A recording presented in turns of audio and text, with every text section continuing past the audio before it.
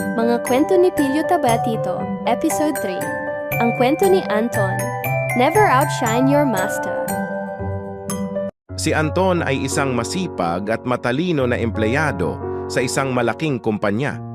Bago pa man siya matanggap, palaging mahusay ang kanyang trabaho at mabilis siyang umangat sa posisyon bilang assistant manager. Ang kanyang boss, si Mr. Cruz, ay kilala bilang isang taong seryoso ngunit may tiwala kay Anton.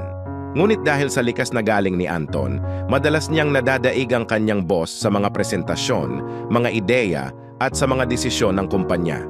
Napapansin na ng mga kasamahan niya na si Anton ang madalas may tamang solusyon sa mga problema. Kapag may mga meeting, siya ang laging pumupuri ng mga kliyente at nagiging mukha ng kumpanya. Hindi niya ito sinasadyang gawin, ngunit ang kanyang dedikasyon sa trabaho ay nagsimulang mas higit sa inaasahan